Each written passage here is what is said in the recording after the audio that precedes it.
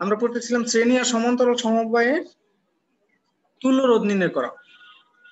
দেখি তো কার মনে আছে শ্রেণী আর সমান্তরাল সমবায় চিনতে পারো কিনা?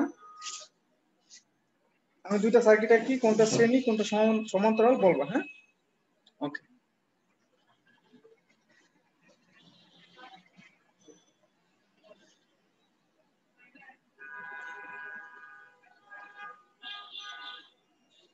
স্যার এইচডব্লিউ টা চেক করবেন না?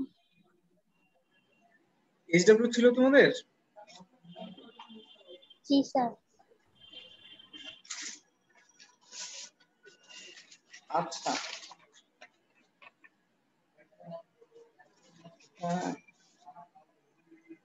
আমি তো নিজে ভুলে গেছি। এইচডব্লিউ আমি তোমাকে করে দিছিলাম না যে শ্রেণীতে যুক্ত করলে কারেন্ট কত হবে, সমান্তরালে যুক্ত করলে কারেন্ট কত হবে।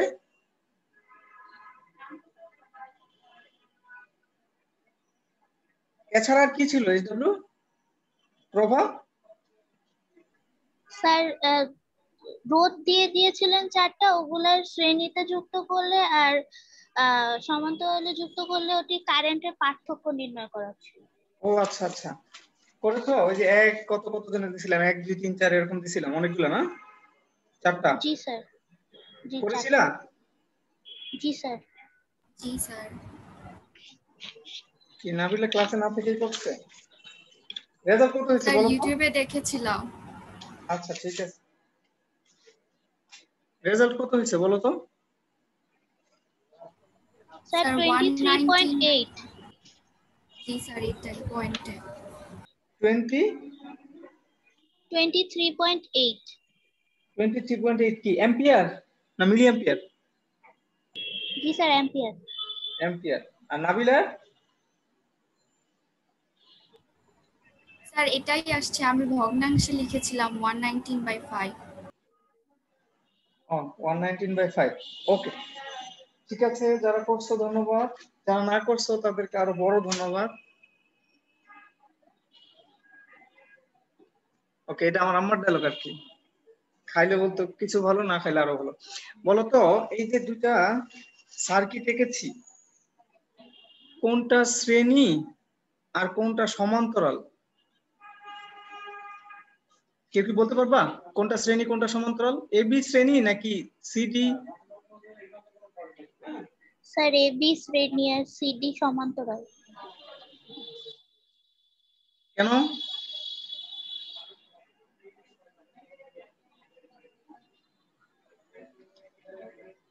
আমাদের শ্রেণী হচ্ছে একটা রোধ শেষ হইলে এটা এটা প্রথমটা শেষ হয়ে গেছে, ধরি এটা R1, এটা শেষ হওয়ার পরে R2 যুক্ত হয়েছে, তাহলে এটা শ্রেণী। ওকে, এখন সিডি যে এখানে মনে করো তিনটা রোধ আছে, R1 R2 R3। এখন কি এরকম কোনো কিছু ঘটছে যে একটা শেষ হওয়ার পরে যুক্ত না হয়ে অন্য কোনো ঘটনা ঘটছে? দেখো R1 যখন শেষ তখন R2 যুক্ত হয়েছে, তারটাকে ঘুরাই দেওয়া হয়েছে, আর কিছু না। R2 যখন শেষ হয়ে গেছে তখন R3 যুক্ত হয়েছে। এরকম কিন্তু না যে তিনটার এক প্রান্ত এক বিন্দুতে অন্য প্রান্ত আরেক বিন্দুতে যুক্ত, এরকম কিন্তু হয় নাই। এরকম যদি হইতো, এরকম যদি সিটি হইতো, তাহলে এটাকে আমরা বলতাম সমান্তরাল। আঁকা বাঁকা হইলেই হবে না, একটা শেষ হইলে আরেকটা যুক্ত হইলে সেটা অবশ্যই শ্রেণী। তার মানে হচ্ছে এ বি সি ডি দুইটাই শ্রেণী। আর এটা যদি ইএফ বলি তাহলে ইএফটা হচ্ছে সমান্তরাল।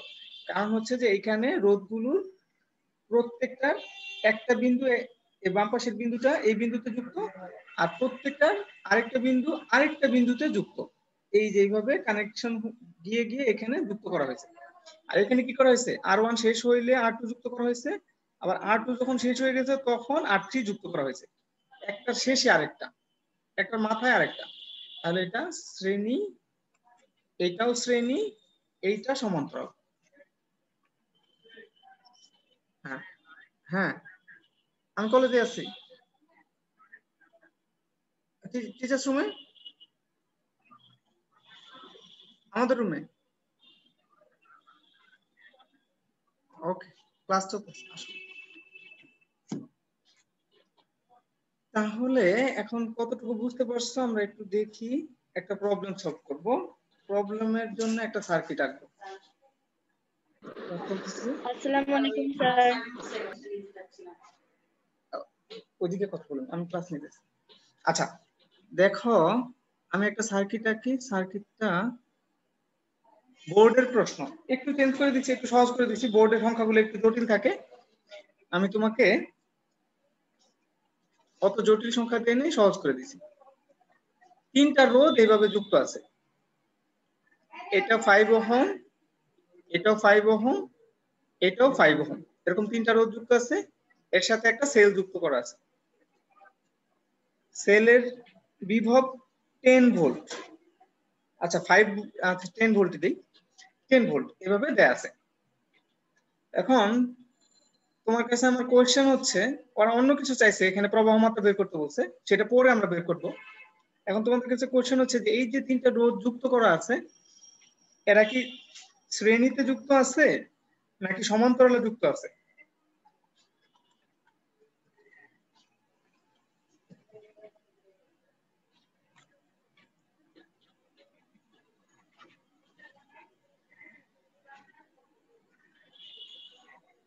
আচ্ছা এটাকে 10 করে দেই, হিসাবের সুবিধা হবে। আমাদের যে 3টা রোধ, এরা কি শ্রেণীতে যুক্ত নাকি সমান্তরালে যুক্ত? শ্রেণীতে।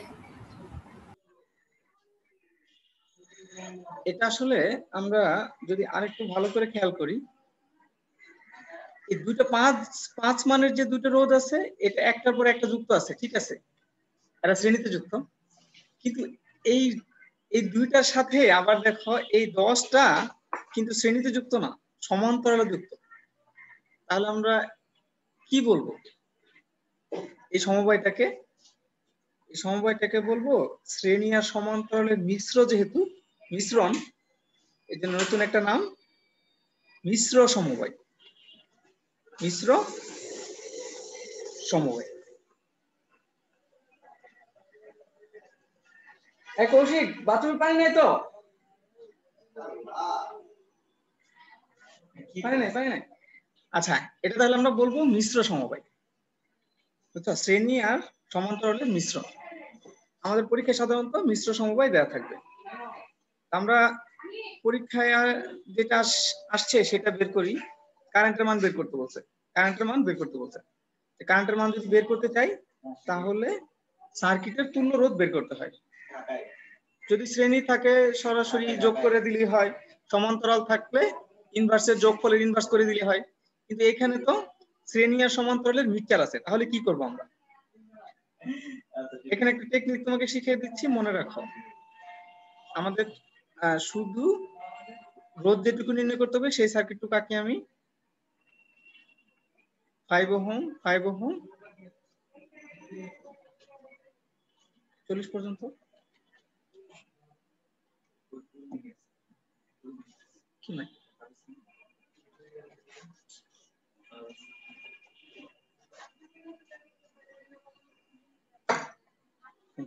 অসুস্থ আমার স্যার 7 দিন যাবো। হ্যাঁ ওকে, দেখতে গেছিলাম। আচ্ছা আমি শেষ করি না, হেড স্যার। এই ক্ষেত্রে যখন মিশ্র সমবায় থাকবে, তোমার বেশিরভাগ সার্কিটই মিশ্র সমবায় দেয়া থাকবে। মিশ্র সমবায় থাকলে আমরা কি করব? শ্রেণী করব না সমান্তরাল করব? আমাদের টার্গেট হচ্ছে, প্রথম টার্গেট যেটুকু সরাসরি দেখে চেনা যায়, সরাসরি চেনা যায় ওইটুকুর হিসাব আগে করব। সরাসরি চেনা যায় মানে কি? সরাসরি বোঝা যায় যে এইটুক শ্রেণীতে যুক্ত আছে। আমরা এখানে স্পষ্ট দেখতে পাচ্ছি 5 আর 5 শ্রেণীতে যুক্ত আছে, তাহলে আমি ওইটুকুর হিসাব করে ফেলতে পারি। তাহলে এখানে আমরা এইভাবে হিসাবটা করব। এখানে 5 ওহম ও 5 ওহম শ্রেণীতে যুক্ত। শ্রেণীতে যদি যুক্ত থাকে তাহলে তাদের তুল্য রোধ আরএস দিয়ে হিসাব করতে হয়, আমরা জানি। তাহলে আরএস হবে ওই দুটো রোধের যোগফলের সমান, 5 ওহম প্লাস 5 ওহম, এটা হয়ে যাবে 10 ওহম। আমরা এই কাজটুকু করার পরে, যেটুকু সরাসরি দেখা যাচ্ছে, এই কাজটুকু করার পরে আমরা একটা কাজ করব। এই সার্কিটটাকে আমরা রিড্র করব। পরীক্ষায় তোমার রিড্র করতে হবে না, আমি এখন শেখানোর জন্য করতেছি। এই সার্কিটটাকে যদি আমরা রিড্র করি তাহলে কি হয় একটু দেখো। আবার সার্কিটটাকে আঁকতেছি আর কি। এই সার্কিটটা ছিল এরকম। এবার এই দুইটার ফলাফল তো আমরা বের করে ফেলছি, তাহলে এই দুইটাকে একটা সার্কিট, একটা রোধ দিয়ে আমি প্রকাশ করতে পারি। এটাকে আরএস দিয়ে প্রকাশ করে ফেলতে পারি। আর নিচে এখানে 10 ওহম, এখানে 10 ওহম, আর উপরে আরএস ইকুয়াল 10 ওহম, এভাবে প্রকাশ করতে পারি। এই সার্কিটটাই এটা, এই সার্কিটটাই এটা। এই যে দুইটা শ্রেণীতে যুক্ত ছিল, এই দুইটার ফলাফল আমরা বের করে ফেলছি, এই ফলাফলটা এখানে লিখে দিয়েছি। এখন দেখো স্পষ্ট দেখা যাচ্ছে যে এই 10 ওহম আর এই আরএসটা সমান্তরালে যুক্ত। এইভাবে তুমি একটু একটু করে সলভ করলে দেখবা যে শ্রেণী সমান্তরাল পেয়ে গেছো। এখন যখন সমান্তরাল পেয়ে গেছো, এখন তো তুমি জানো কিভাবে সলভ করতে হবে। এবার তোমার ওই যে আরপির যে সমীকরণটা আছে, আরপি সমান ইনভার্সের যোগফলের ইনভার্স, তো 1/rs প্লাস 1/10, এটা ইনভার্সের যোগফল করলাম আবার ইনভার্স করলাম। এটা হচ্ছে এই সার্কিট পুরাটা তুল্য রোধ বেড়ে যাবে। তাহলে 1/rs হচ্ছে 10, আর এখানে হচ্ছে 10, 10 10 1/10 যোগ করে ইনভার্স যদি করি তাহলে কত হয় একটু দেখো তো। তুমি কত তারপরে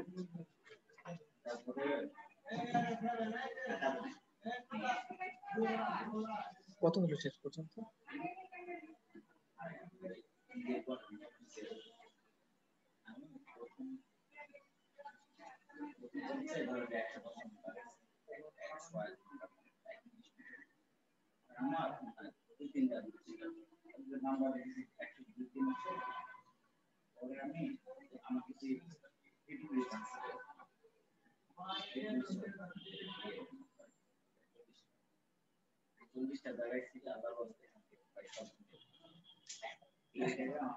তাহলে হবে না, তাহলে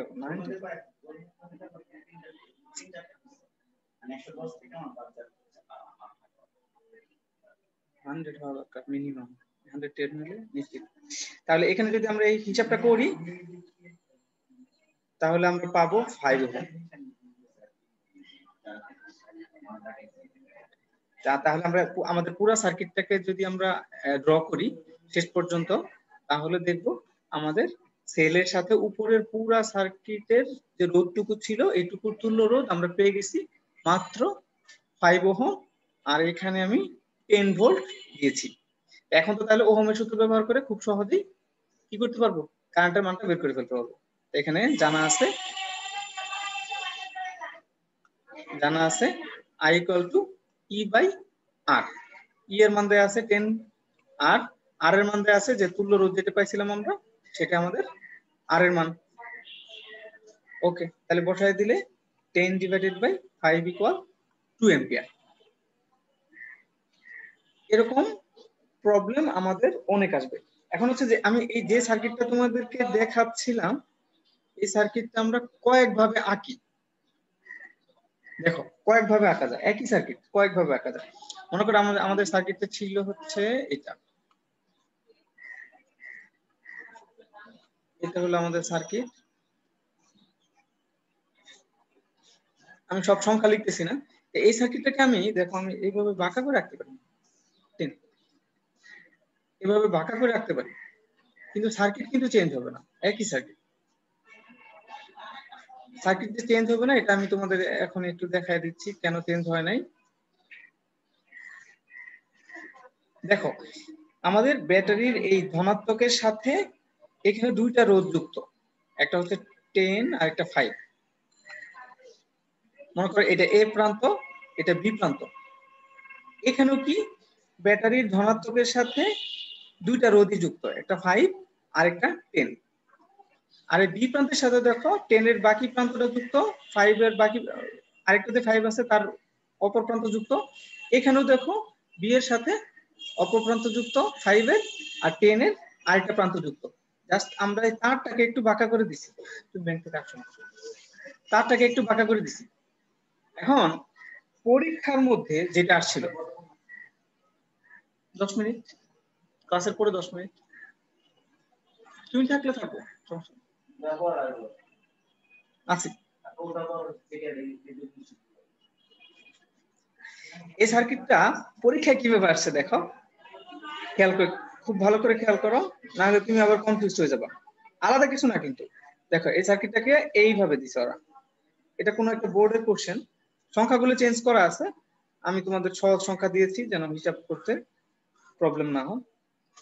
দেখো সার্কিটটা, এই তিনটা সার্কিট কিন্তু একই, তোমাদের পরীক্ষায় এইভাবে দিয়েছে, মনে হচ্ছে যে ও এটা আবার এরকম বাঁকা কেন, এখানে আবার কোনা কেন, কোনা বাঁকা দিয়ে কোনো সমস্যা না, এখানে তো অন্য কোনো রোধ যুক্ত নাই বা অন্য কোনো উপাদান যুক্ত নাই, তাহলে এটা সোজা বাঁকা যা ইচ্ছা তা হোক, শুধু একটা তার আর কিছু না।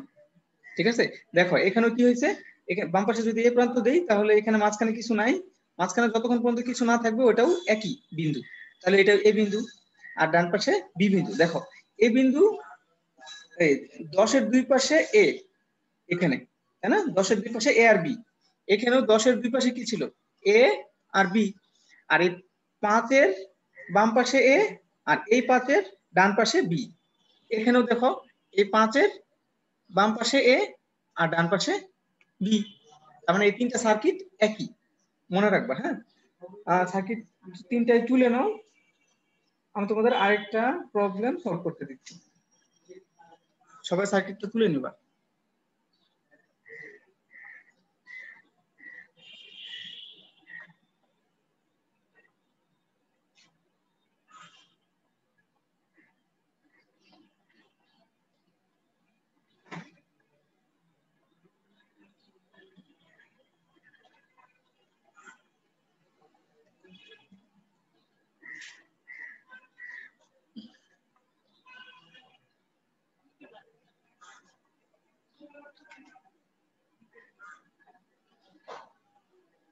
ওকে, আমার মনে হয় সবাই তুলছো তাই না?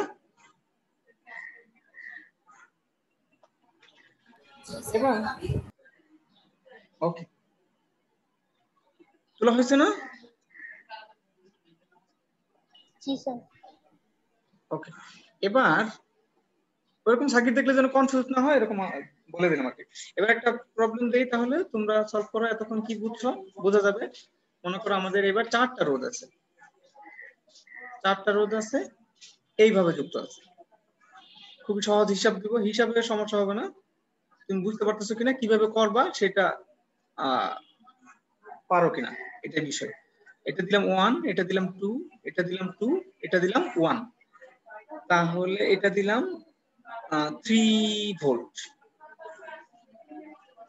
এই সার্কিটের কারেন্ট বের করবো, প্রবাহ মাত্রা বের করবো, প্রথমে তুল্য রোধ বের করতে হবে, তারপরে প্রবাহ মাত্রা বের করতে হবে।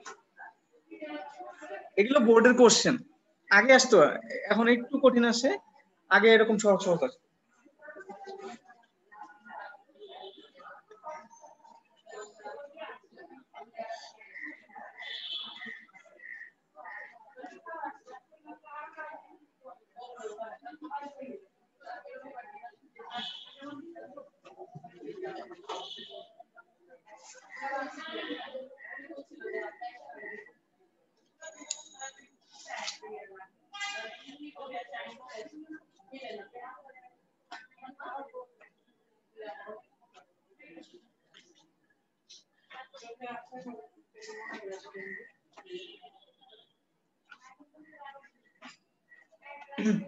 আমাদের প্রথম টার্গেট হচ্ছে যে অংশটুকু সরাসরি দেখা যায় শ্রেণী বা সমান্তরাল, ওইটা হিসাব করব, তারপরে ওইটাকে একটা রোধ দিয়ে রিপ্লেস করে দিব, একটা রোধ দিয়ে, মানে যে মানটা পাওয়া যাবে, তুল্য রোধ যেটা পাওয়া যাবে সেটা সেই মান দিয়ে রিপ্লেস করে দিব, তারপরে আবার চেক করে দেখবো যে সরাসরি শ্রেণী বা সমান্তরাল কোথাও দেখা যাচ্ছে কিনা। স্যার 1 অ্যাম্পিয়ার আসছে। 1 অ্যাম্পিয়ার আসছে, আচ্ছা ঠিক আছে। আর কেউ করেছে, আর কেউ পেরেছে? পারে তো সবাই, করে না আর কি, আমরা যদি শিখে ফেলি এই জন্য একটু লুকায় রাখার। আচ্ছা আমি তাহলে দেখি একটু পারি কিনা, আমি একটু করি। এখানে দেখো আমাদের এই 2 এরা সমান্তরালে যুক্ত আছে, সরাসরি দেখা যাচ্ছে, তাহলে আমরা এটা নিয়ে কাজ শুরু করব। আর 1 মনে হচ্ছে শ্রেণীতে যুক্ত, কিন্তু মাঝখানে আবার ঝামেলা আছে, তার মানে এরা শ্রেণীতে যুক্ত নাই, সরাসরি যুক্ত হইতে হবে। তাহলে 2 সমান্তরালে যুক্ত আছে, সরাসরি দেখা যাচ্ছে, তাহলে আমরা কি লিখবো, 2 ওহম ও 2 ওহম সমান্তরালে যুক্ত। এটুকু লিখে হিসাব শুরু করব, আমরা জানি লেখা না লেখা সমান্তরালে যুক্ত। তো সমান্তরালে যুক্ত হলে আমরা কি করতে হয় এটা জানি, আরপি বের করতে হবে। আরপি হচ্ছে 1/2 প্লাস 1/2 রোধের ইনভার্সের যোগফল, তারপর আবার ইনভার্স করে দিতে হবে। হাফ হাফ যোগ করলে হবে 1, 1 কে ইনভার্স করলে 1ই থাকে। এবার তাহলে কি করব আমরা, এই যে সার্কিটটা আমি নতুন করে ড্র করতেছি না, আমি এডিট করতেছি। তাহলে কি করব, নতুন যে সার্কিটটা আঁকবো ওইখানে এই যে যেটুকু হিসাব শেষ করছি আমরা ওইটুকু রিপ্লেস করে দেব একটা রোধ দিয়ে, কারণ আমরা তুল্য রোধ বের করে ফেলছি। এবার আরপিটা কত হবে, আরপিটা হবে 1 ওহম। এবার কি সময় কি প্রেজেন্টের জন্য আসলো। এবার দেখো আমাদের তিনটা রোধে আছে বাকি, একটা স্টেপের পরে তিনটা রোধে কিভাবে আছে, শ্রেণীতে যুক্ত, একটার পর একটা। 1 ওহম শেষ হইলে এই আরপি শুরু হয়েছে, আরপি শুরু হইলে 1 ওহম শুরু হয়েছে, তাহলে তিনটাই শ্রেণীতে যুক্ত। তিনটাই যখন শ্রেণীতে যুক্ত থাকে তখন তুল্য রোধ বের করা খুবই ইজি।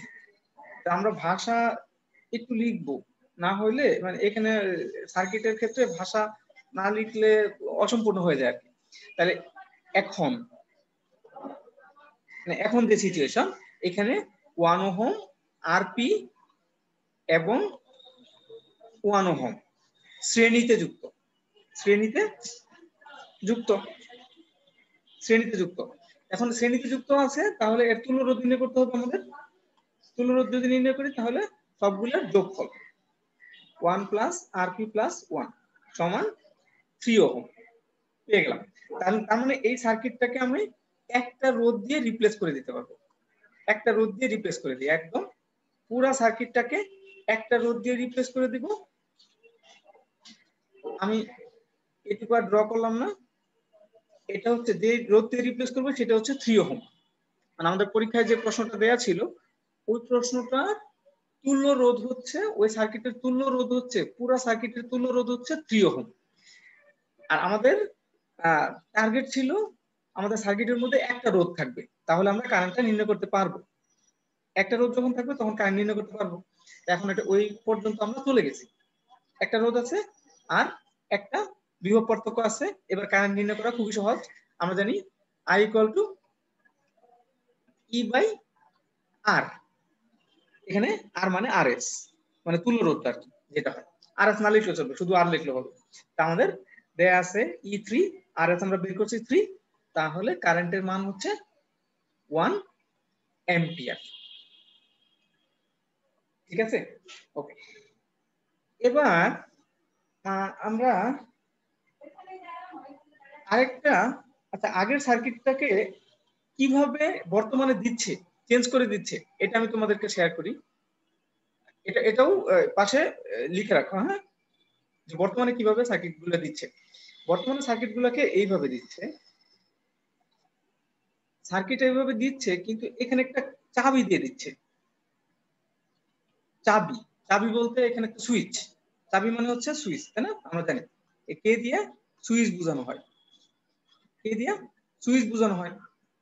তো চাবি বা সুইচ যখন খোলা অবস্থায়, খোলা আছে মানে ওপেন আছে, অফ, এই সার্কিটটা অফ অবস্থায় আছে, তাহলে এই 10 ওহমের মধ্যে দিয়ে কারেন্ট যাবে না, 10 ওহমের মধ্যে দিয়ে কারেন্ট যাবে না, কোনোভাবেই কারেন্ট যাবে না। কারণ হচ্ছে সার্কিট কমপ্লিট করতে হবে, বর্তনীর সংজ্ঞায় হচ্ছে পূর্ণ পথ হইতে হবে, অপূর্ণ হইলে মাঝখানে ফাঁকা থাকলে হবে না। তাহলে এই সার্কিটের ক্ষেত্রে যখন এই চাবিটা অফ আছে, সুইচটা যখন অফ আছে, সুইচটা যখন অফ আছে তখন তাহলে এই নিচের অংশটুকু কিন্তু ইনঅ্যাক্টিভ।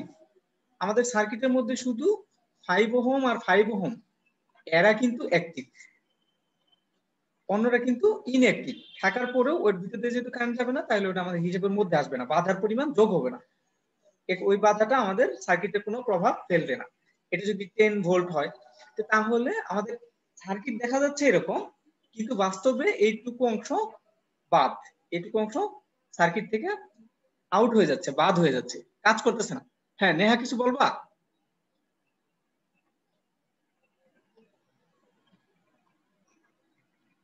বলবো না, তাহলে আমাদের সার্কিট আরো সহজ হয়ে যাচ্ছে। তো এখন যদি বলে যে কে বন্ধ থাকা অবস্থায় সার্কিটের মধ্যে প্রবাহ মাত্রা কত, তো এখানে শ্রেণীতে যুক্ত আছে 10 আর এখানে 10 ভোল্ট, তাহলে I equal to E by RS। RS এর মান জানি আমরা 10 ডিভাইডেড বাই 10 সমান 1 অ্যাম্পিয়ার পেয়ে গেছি। এখন যদি এখানে 10 অন অবস্থায় আবার বের করতে বলতো, তাহলে আগের যে প্রবলেমটা সলভ করছিলাম সেভাবে সলভ করতে হতো। নতুন প্রশ্নগুলো এরকম আর কি, তুমি সুইচগুলো চিনো কিনা এই সম্পর্কে আলোচনা, আর কিছু না। ওকে, তাহলে তোমাদেরকে আরেকটা সার্কিট দেই, এই সার্কিটটা দেখি সলভ করতে পারো কিনা। এটা আমাদের ঢাকা বোর্ডে আসছিল, স্যার আমাকে বইটা দিয়ে গেল, তাহলে বইটাকে কাজে লাগাই। তোমাদের ঢাকা বোর্ডের প্রশ্নটা আসছিল, প্রশ্নটা অন্যরকম আসছিল, সেটা আমরা এখনো শিখি নাই, আরো কিছু ডাটা আমাদের কাছে চাইছে, যেটুকু আমরা নির্ণয় করতে পারি ওইটুকু আমরা এখন শিখে ফেলি। প্রশ্নটা হচ্ছে ঢাকা বোর্ড 2018।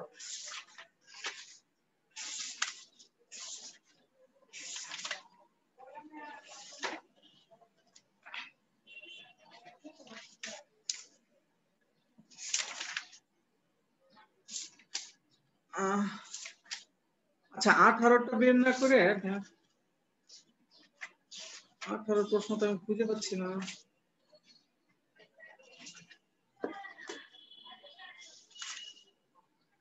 প্রশ্নটা অনেক সুন্দর ছিল।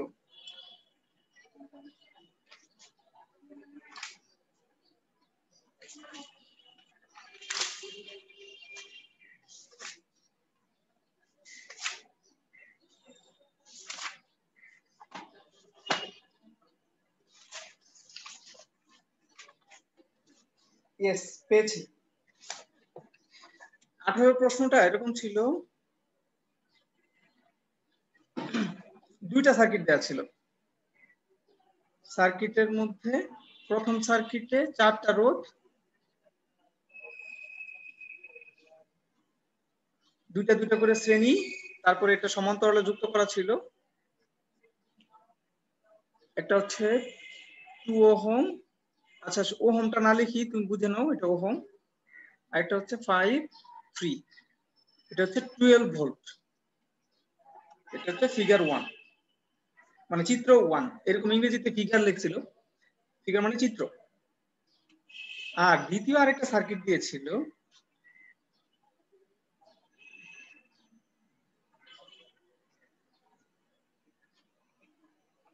আচ্ছা তোমাদের মনে হয় চ্যাটটা অন আছে আজকে, তোমরা অ্যাটেন্ডেন্সটা দিয়ে দাও তো আজকে চ্যাটে।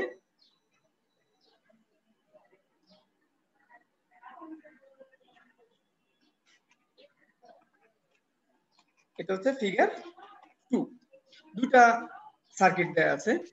বলছিল, হ্যাঁ বলো। স্যার চ্যাট তো ডিসেবল করা আছে?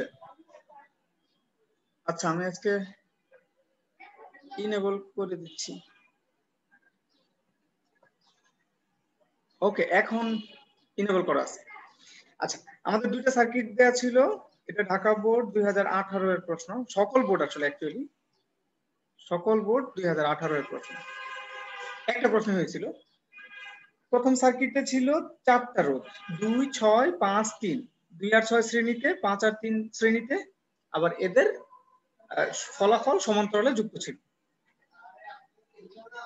দ্বিতীয়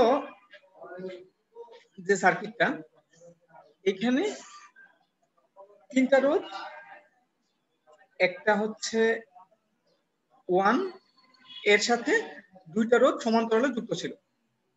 একটা রোধের মান অজানা ছিল, একটা রোধের মান অজানা ছিল। ওকে, প্রথম প্রশ্ন ছিল প্রথম চিত্রে তড়িৎ প্রবাহের মান নির্ণয় করো। গ নম্বর প্রশ্ন, ফিগার 1 এ প্রবাহ মাত্রা কত, আই এর মান কত, আই ইকুয়াল টু হোয়াট। এটা হচ্ছে প্রথম প্রশ্ন, এটা খুবই সহজ ছিল। দ্বিতীয় প্রশ্নটা একটু ক্রিটিক্যাল ছিল। দ্বিতীয় প্রশ্নটা ছিল যে দ্বিতীয় চিত্রে ফিগার 2 তে আর এর মান, এই আর এর মান কত হলে আর এর মানটা তুমি স্বাধীনভাবে দিতে পারবা। আর এর মান কত হলে কারেন্টের মান দ্বিতীয় চিত্রের প্রবাহ মাত্রার মান প্রথম চিত্রের প্রবাহ মাত্রার দ্বিগুণ হবে। মনে করো এখানে যদি হয় এ অ্যাম্পিয়ার, এখানে 2 অ্যাম্পিয়ার বানাইতে হবে। আমরা চাই দ্বিতীয় চিত্রে কারেন্টের মান 2 অ্যাম্পিয়ার হবে। তাহলে আমাদের এই যে আরটা আছে যেটা অজানা, এটা কত হইতে হবে? এটা স্যার একটু আরেকবার বলবেন, শোনা যায়নি। আমাদের প্রশ্নটা হচ্ছে প্রথম প্রশ্নটা ছিল যে প্রথম চিত্রে প্রবাহ মাত্রার মান কত নির্ণয় করো। তো সবকিছু মান দেয়া আছে, সেটা বের করতে পারবা খুব ইজিলি। এখানে শ্রেণীতে যুক্ত আছে, এখানে শ্রেণীতে যুক্ত আছে, আবার এরা পরস্পরের সাথে সমান্তরালে যুক্ত আছে, খুব ইজিলি মান বের করে ফেলতে পারবা। দ্বিতীয় চিত্রের ক্ষেত্রে যে প্রশ্নটা, এটা বলছে যে আমাদের দ্বিতীয় চিত্রে একটা রোধের মান অজানা আছে, আমরা জানি না, স্বাধীন।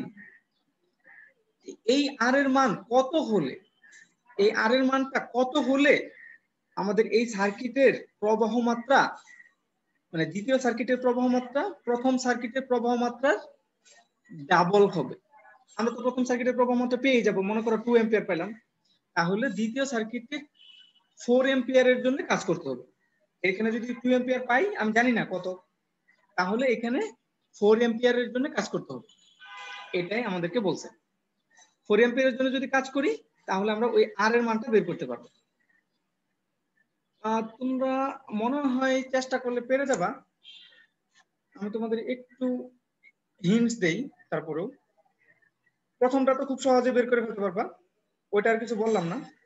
দ্বিতীয়টার ক্ষেত্রে আমাদের তুল্য রোধ কত হবে?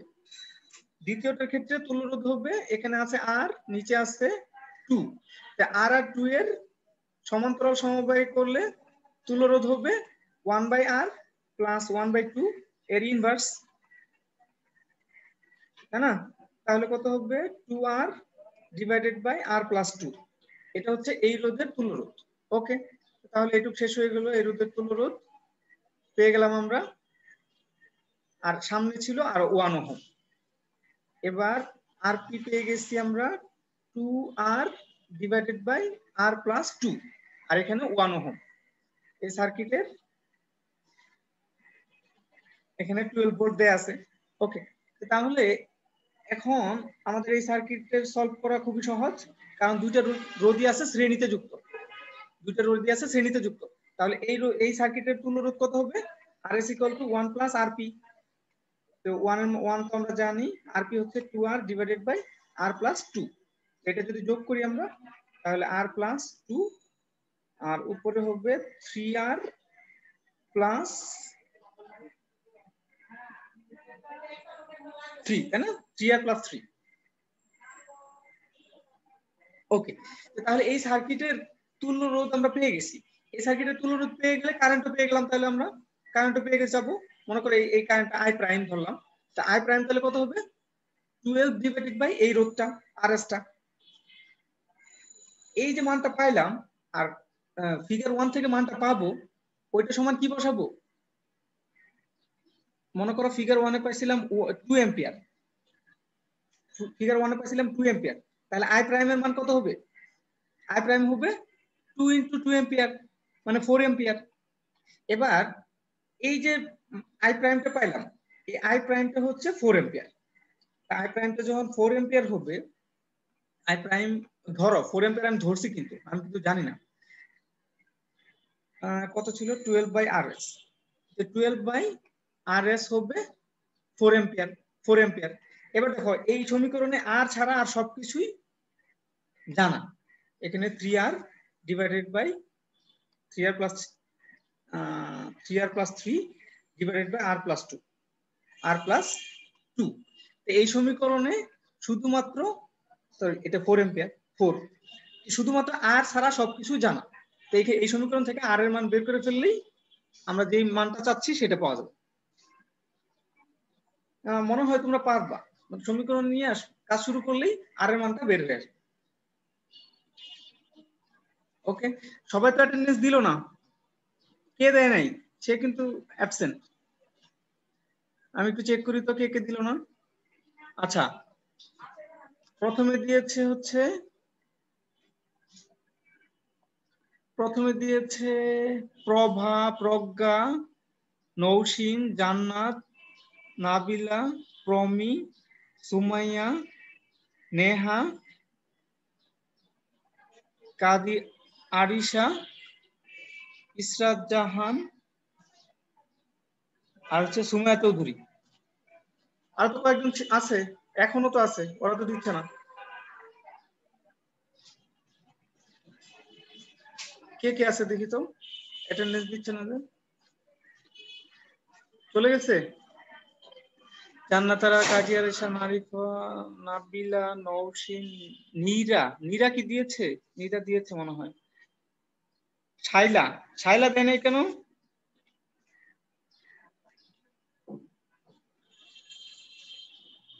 আচ্ছা আমি একবার অ্যাটেন্ডেন্স নেই 1 মিনিটের মধ্যে, এরা মনে হয় দিতে পারতেছে না।